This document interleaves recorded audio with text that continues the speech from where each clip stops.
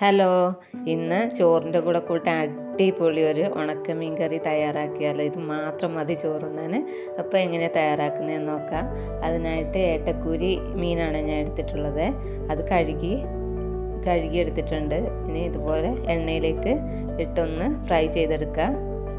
അങ്ങനെ തിരിച്ചും മറിച്ചിട്ട് ഫ്രൈ ചെയ്തെടുക്കുക. ഒത്തിരി മൂത്ത് പോകാതെ കോരി മാറ്റിയെടുക്കണേ.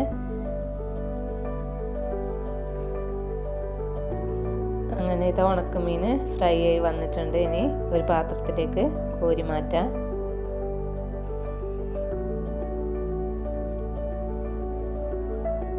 കറി തയ്യാറാക്കാനായിട്ട് ഇനി മറ്റൊരു ചട്ടി വെച്ച് അതിലേക്ക് അല്പം വെളിച്ചെണ്ണ കൂടി ഒഴിച്ചു കൊടുക്കാം.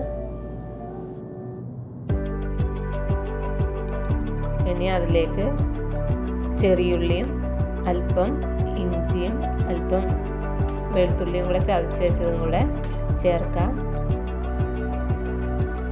എന്നിട്ട് അതൊന്ന് നന്നായിട്ട് വഴറ്റി കൊടുക്കാം.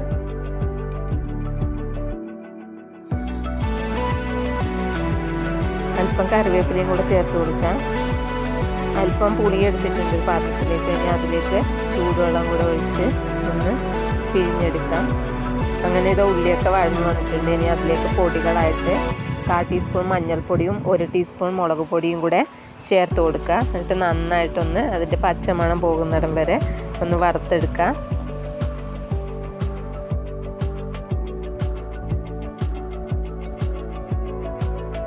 അങ്ങനെ പൊടികളെല്ലാം മൂത്ത് വന്നതിന് ശേഷം അതിലേക്ക് പിഴിഞ്ഞു വെച്ച വാളംപുളി വെള്ളവും കൂടെ ചേർത്ത് കൊടുത്തിട്ട് നന്നായിട്ട് ഇളക്കി കൊടുക്കുക.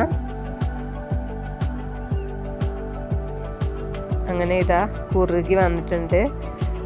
ചാറൊക്കെ ഒന്ന് കുറുകി നല്ല ഇതായിട്ട് വന്നിട്ടുണ്ട്. ഇനി അതിലേക്ക് ആവശ്യത്തിന് ഉപ്പ് കൂടെ ചേർത്ത് കൊടുക്കുന്നുണ്ട്. അതിന് ശേഷം വറുത്ത് വെച്ച മീനും കൂടെ അതിലേക്ക് ഇട്ട് കൊടുക്കാം. എന്നിട്ട് നന്നായിട്ടൊന്ന് ഇളക്കി കൊടുക്കാം. ഞങ്ങളെല്ലാം ചെറുതായിരുന്ന സമയത്ത് ഉമ്മ ഇതുപോലെ ചോറിന് പെട്ടെന്ന് ഇങ്ങനെ ഈ ഉണക്ക മത്തിയൊക്കെ ആയിട്ട് ഉണക്ക മത്തിയൊക്കെ വെച്ചിട്ട് ഇതുപോലെ തയ്യാറാക്കി തരുമായിരുന്നു. തക്കാളിയൊക്കെ ഇടുമായിരുന്നു. അടിപൊളിയാണ്. ഇനി അതൊരു പാത്രത്തിലേക്ക് മാറ്റാം. ഇത് മാത്രം മതി ചോറിൻ്റെ കൂടെ കൂട്ടാൻ. എളുപ്പത്തിൽ തയ്യാറാക്കാൻ പറ്റുന്ന അടിപൊളി ടേസ്റ്റി ആയിട്ടുള്ള ഉണക്കമീൻ കറിയാണ്.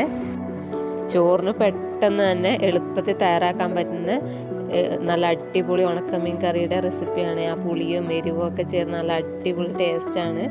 അപ്പം ഇന്നത്തെ റെസിപ്പി ഇഷ്ടമായാൽ എൻ്റെ ചാനൽ ഒന്ന് സപ്പോർട്ട് ചെയ്യാൻ മറക്കല്ലേ. അപ്പോൾ ചോറിൻ്റെ കൂടെ അടിപൊളി കോംബോ ആണ്.